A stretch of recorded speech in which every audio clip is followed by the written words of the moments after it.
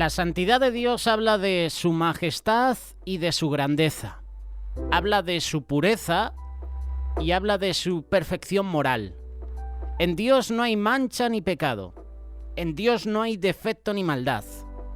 Dios es único. No hay ni nunca habrá en toda la creación nadie tan perfectamente santo como Dios.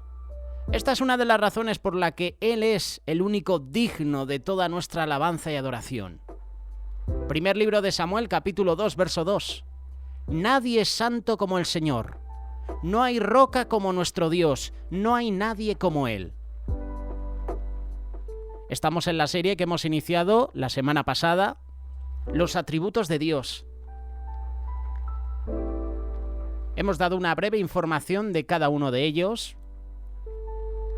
Y en la introducción a esta sección, a esta serie de los atributos de Dios, hoy llegamos al primero de ellos, al primero que mencionamos la semana pasada, la santidad.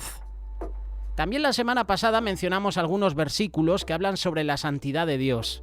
Te invito a que los leas: Levítico capítulo 11, verso 44, Isaías capítulo 5, verso 16, Primera carta de Pedro capítulo 1, verso 15 y 16, y Apocalipsis capítulo 4, versículo 8. Tus testimonios son firmes. La santidad conviene a tu casa. Salmo 93, verso 5. Santidad es una de las características básicas de Dios. En referencia a él, la palabra santidad significa absoluta perfección y pureza. Solo Dios es santo en sí mismo y por sí mismo. Uno cuando lee las Escrituras y escucha la palabra santidad dice: ¡wow! Qué difícil es ser santo, ¿verdad? Qué difícil es ser apartado para Dios. Y viendo cómo está nuestra sociedad hoy en día, vemos en las Escrituras que esta palabra también se aplica a personas o a cosas que han sido apartadas y dedicadas al servicio de Dios. La palabra santidad tiene un significado que conlleva dos conceptos: uno que es separación y otro que es dedicación. En el Antiguo Testamento encontramos que el pueblo de Israel santificaba los objetos o personas a través de un rito o culto ordenado por Dios. Solo Dios puede santificar o declarar santo a algo o a alguien. Dios es santo y quiere un pueblo santo, como dice Levítico capítulo 19, versículo 2. La santidad es esencial para la salvación. Por eso la santidad conviene a tu casa. Vivir en santidad es necesario para ver a Dios. Esto es parte del plan de salvación. Vamos a comparar algunos versículos que hablan sobre esto. Juan capítulo 3, versículos del 3 al 5 y Hebreos capítulo 12, versículo 14. A través del nuevo nacimiento, Dios nos ofrece no solo un cambio de vida, sino una nueva vida, una vida separada y dedicada para Dios, porque como dice el versículo, la santidad conviene a tu casa, oh Jehová. ¿Es necesaria la separación? Sí, es indispensable. El pecado separa al hombre de Dios, y solo separándose del pecado se podrá volver a restaurar esa comunión. Dios nos llama a separarnos. Dios nos llama a santificación. Separarnos cada día del pecado, renunciar a nuestros propios deseos carnales, consagrarnos al Señor, dedicarle nuestras vidas, obedecer su palabra, eso produce fruto.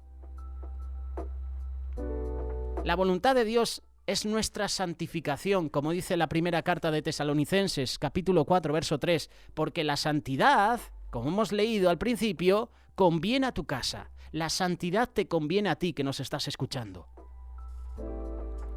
Por esta razón nos ha bautizado con su Espíritu Santo y nos ha dado su palabra. Su palabra es verdad. El Espíritu Santo imparte santidad en nosotros. Una persona llena del Espíritu Santo y que se deja guiar por el Espíritu, cada día va perfeccionando su santidad. El mismo Espíritu le va enseñando y dando testimonio de que Dios se agrada de su manera de vivir. La santidad es enseñada por la Biblia y es también enseñada por los pastores, por los maestros. La palabra de Dios nos está aconsejando: no os conforméis a este siglo. Esto es lo que dice Romanos capítulo 12, versículo 2. Es decir, no conformarnos con lo que el mundo establece. No tenemos que seguir la corriente del mundo, tenemos que separarnos, desvincularnos del mundo. La pregunta no es qué tan cerca podemos vivir del mundo sin pecar, sino qué tan cerca podemos vivir de Dios firmes y seguros de nuestra salvación. La palabra de Dios también dice: absteneos de toda especie de mal. Primera carta de Tesalonicenses, capítulo 5, versículo 22. Es decir, todo lo que tenga un reflejo del mundo y de sus deseos. Todo lo que da una imagen incierta, todo lo que produce confusión o equivocación. Absteneos de toda especie de mal. Dios quiere un pueblo celoso de lo bueno, un pueblo que deseche lo malo, aborrecer lo malo, ser celosos por lo bueno. Dios odia el pecado y nosotros también debemos odiarlo. Debemos odiar el pecado, pero no al pecador. Tú y yo no podemos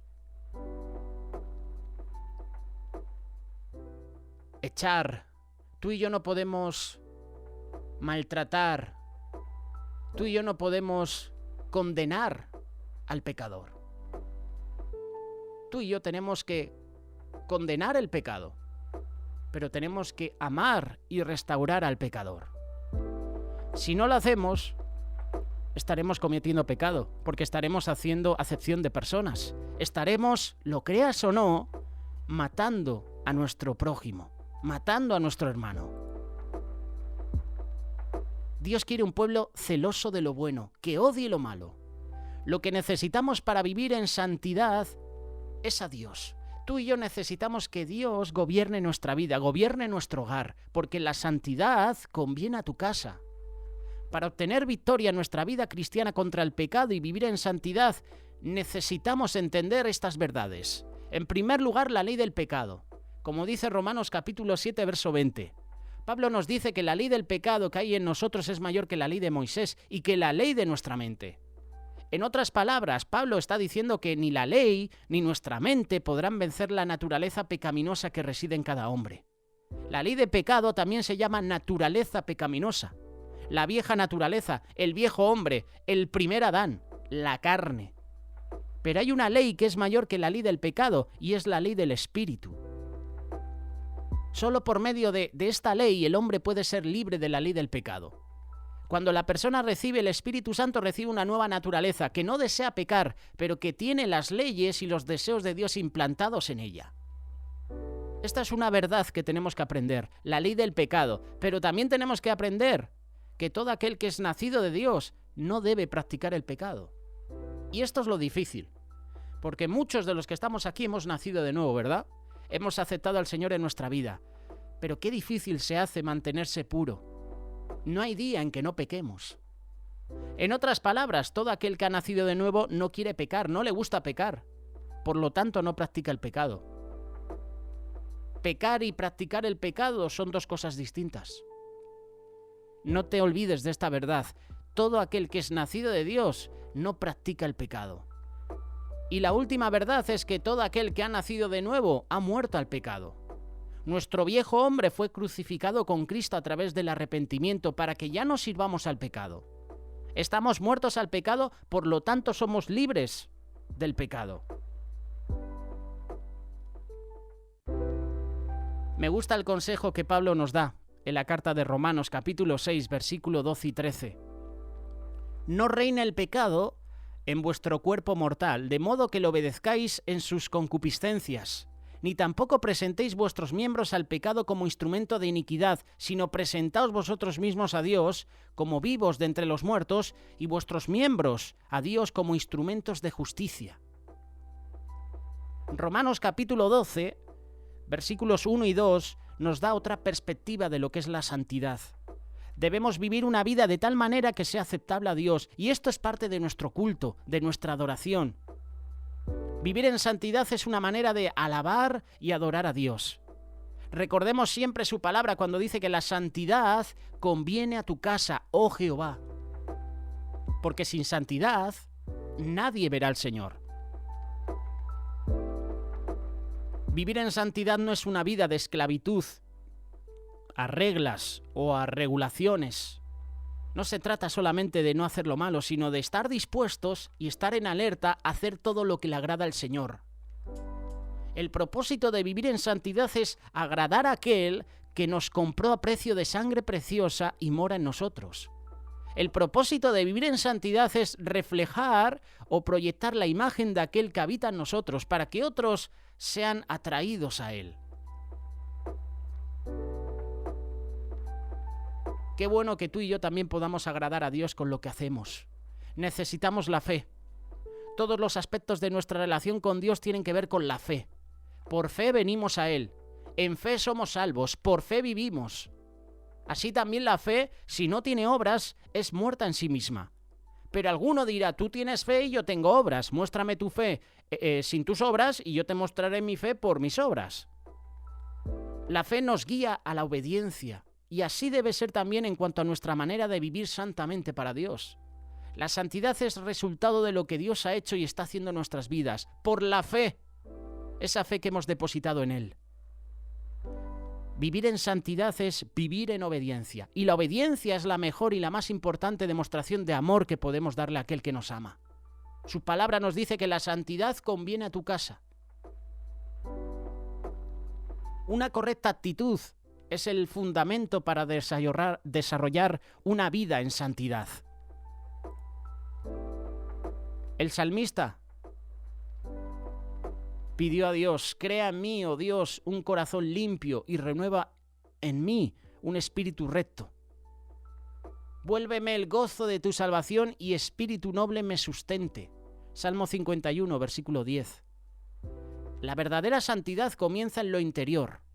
Y eso se refleja en lo exterior y cubre todos los aspectos de la vida, como lo son la naturaleza, los pensamientos, las actitudes, el comportamiento, la conducta, hasta la apariencia. En la primera carta de Pedro, capítulo 1, versículo 13, el apóstol nos hace un llamamiento a una vida santa. Sed también vosotros santos en toda vuestra manera de vivir. Toda nuestra vida y nuestro ser deben estar santificados por nuestra obediencia a la palabra de Dios. Debe haber santidad interna, debe haber santidad externa. Interna en el corazón, en nuestros pensamientos, en nuestras actitudes. Externa en el comportamiento, en la conducta, en la apariencia. No hay verdadera santidad en la vida del cristiano cuando su corazón está lleno de amargura, de rencor, de celos, de resentimiento, de envidia, de altivez. Todo o cualquiera de estas cosas producirá una manera de hablar o de actuar y hasta una apariencia que no refleja a Cristo. Si examinamos honestamente con la ayuda del Señor, miramos en el fondo de nuestro corazón, vas a encontrar actitudes negativas. Entonces nuestros esfuerzos serían vanos. Pero si podemos traer nuestro corazón a una correcta actitud, hasta sentir un deseo sincero y ferviente de agradar a Dios, entonces el resto de las cosas, el resto, por ejemplo, de esta reflexión, será solo cuestión de escuchar con los oídos espirituales, para luego ser hacedores de la palabra, practicantes de las enseñanzas, discípulos del buen maestro que es Cristo. La santidad externa es una proyección de la presencia de Dios en nuestra vida y de nuestro crecimiento en su conocimiento y en su gracia. Y la santidad en la lengua, en nuestra manera de hablar, porque de la abundancia del corazón habla la boca.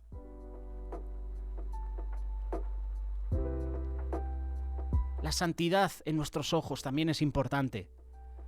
Los ojos son las ventanas del alma, la luz del cuerpo. Los ojos son los órganos sensoriales que más información llevan al cerebro. Toda imagen que el hombre ve queda grabada en el cerebro. Lo que el hombre ve y oye determina su pensamiento y según su pensamiento, como dice Proverbios capítulo 23, verso 7, tal es él. Lo que el hombre ve tiene una influencia en su pensamiento. Leía un estudio que dice que los psicólogos dicen que el 90% de nuestros pensamientos son estimulados por la vista. Y es verdad. Por esto el Señor dijo que según la condición de nuestros ojos será la condición de todo nuestro cuerpo. Si nuestro ojo está mal, todo nuestro cuerpo está mal.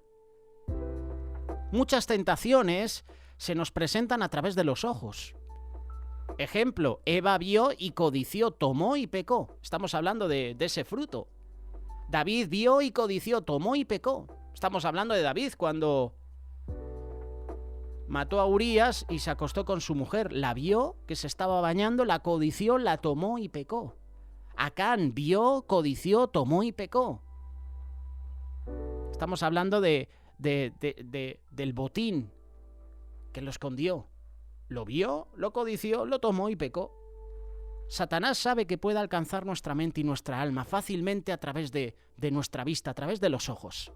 Pero el Señor promete bendición para el que guarda sus ojos de la tentación. Qué bueno es que haya santidad en lo que vemos, en nuestra mirada, en nuestros ojos. Hay muchas situaciones sobre las cuales no tenemos control, pero si hemos aprendido a disciplinar los ojos, serán tentaciones que pronto serán resistidas. Por ejemplo, cuando estás en el ordenador y de repente una ventana se te abre y aparece una mujer o aparece un hombre sin ropa. ¿Qué harás en ese momento? Es una tentación y tus ojos automáticamente se dirigen a esa ventana que se ha abierto.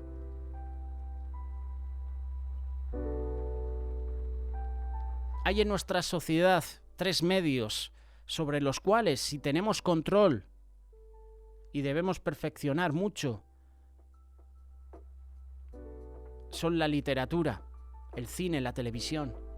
A través de los ojos estamos viendo constantemente, redes sociales también. La lectura es un buen hábito de educación para el hombre, pero no todos los libros son buenos. Hay novelas que se basan en sexo, en palabras vulgares, en pornografía, en magazines con confesiones íntimas, con escándalos. Como solemos decir aquí en España, el salseo, la prensa rosa. Mateo capítulo 5, verso 8 dice que los de limpio corazón verán a Dios, pero no se puede tener un corazón limpio leyendo esta literatura, leyendo este tipo de cosas. Una nueva manera de saber qué es bueno es preguntarse qué clase de pensamientos o meditación trae a mí lo que estoy leyendo. Tenemos la televisión y el cine. Son las armas más poderosas que Satanás ha estado usando para corromper la humanidad. Los 2 tópicos más enfatizados en ellas son el sexo y la violencia. Ellas representan y crean una generación que se va depravando cada vez más. ¿Cómo afecta la televisión, por ejemplo, al cristiano? Y no te estoy diciendo que dejes de ver la televisión. Digo que dejes de ver ciertos programas que van a levantar en ti pensamientos y sensaciones que pueden hacer que cometas locuras o que tu vida cambie. La persona que se sienta frente al televisor es bombardeada por escenas, por comportamientos que van de los ojos a la mente. Y el cristiano comienza resistiendo, pero va disminuyendo y la mente es constantemente estimulada a pecar. La televisión no construye ni edifica una vida cristiana. Y vuelvo a repetir, no te estoy diciendo que no veas la televisión, pero sí te estoy diciendo que dejes de ver programas, películas incluso, que te hagan pensar o meditar y que te hagan pecar. Porque yo puedo ver una buena película. Puedo ver una película de acción, de comedia, de drama, romántica, de aventuras, pero no voy a dejar que esa película gobierne mis pensamientos, mis actitudes. Viendo ciertas escenas, el subconsciente se asume que toda la sociedad es así, y esto desarrolla una actitud permisiva que excusa el pecado. Y de ahí viene esa frase, todo el mundo lo hace. La televisión es un medio de escape que te saca de la realidad, entretiene al hombre carnal y alimenta los deseos de la carne. Por lo menos ciertos programas, ciertas películas, ciertas series, ciertos documentales. Le hace perder lo más valioso que el hombre posee, el tiempo. Hay un tiempo, por supuesto, para ver la televisión, pero si ese tiempo, el 90% o el 100% de tu día es televisión, cuidado, porque al final se puede convertir en adicción. Qué importante la santidad en nuestros ojos, en lo que vemos, en lo que leemos. Santidad en nuestra manera de vestir. Por ejemplo, porque la santidad conviene a mi casa, a tu vida. Nuestra apariencia externa no es la base de nuestra santidad, pero no deja de ser un elemento importante en nuestra vida. Es un reflejo de lo interno. Nuestra manera de lucir incluye el vestido, el peinado, los adornos.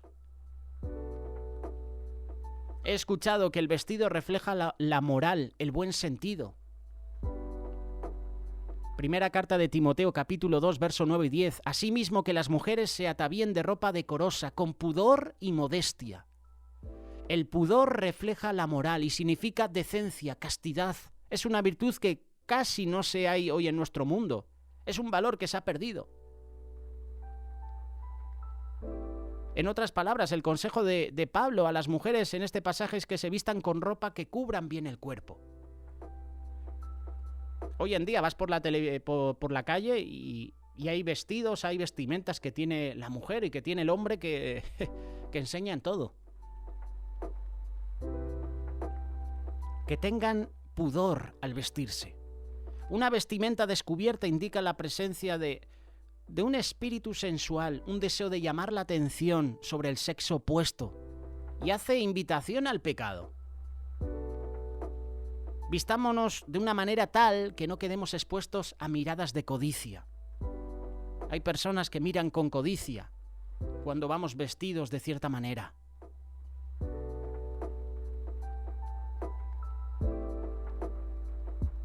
Hay de los hombres que son de tropiezo, hombres, y también incluye a las mujeres.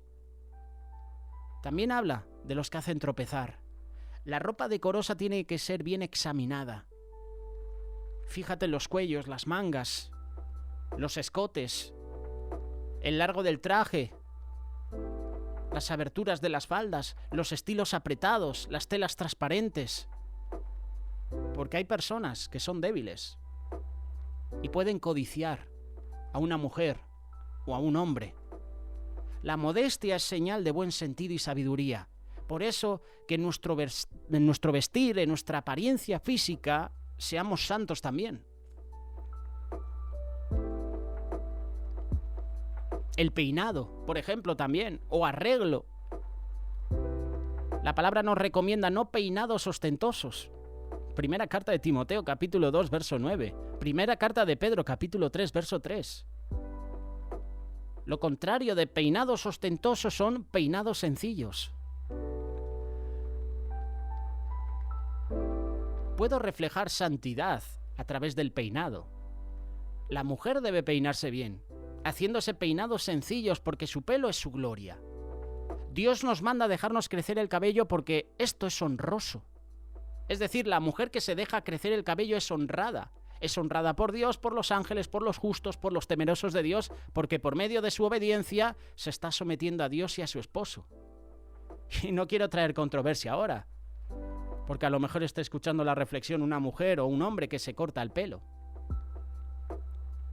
Por cierto, yo no soy partidario de que los hombres se dejen el pelo largo, es costumbre, es tradición, ¿no? Pero cada uno hace lo que quiere con su pelo, ¿no? Es opinión y me estoy basando en lo que dicen estos pasajes, ¿no? Hablando de la santidad y hablando, pues, por ejemplo, de la apariencia externa. El propósito de nuestro pelo es gloria, no vanagloria.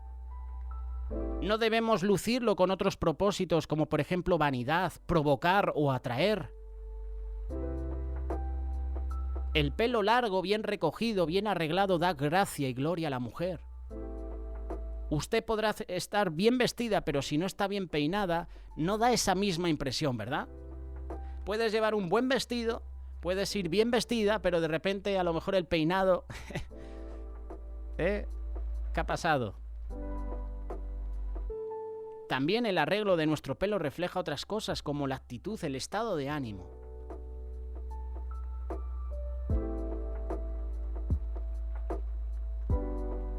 Hemos leído también sobre los adornos de perlas, oro, plata, es decir, las joyas. El maquillaje es otra forma de adornar. Tú puedes reflejar santidad por medio de la vestimenta, peinado, tu maquillaje, las joyas que llevas, el tinte en el cabello, el atavío que nos recomienda la palabra. El corazón alegre hermosea el rostro. Proverbios capítulo 15, verso 13. Esta es la verdadera hermosura, la que proviene de un corazón limpio de amarguras y agradecido con Dios. La otra hermosura proviene de cosas externas. Es artificial, es superficial, es vana. Engañosa es la gracia, vana la hermosura. La mujer que teme a Jehová, esta será alabada. Pero la hermosura de la santidad es la verdadera hermosura. De ella podemos participar tú y yo.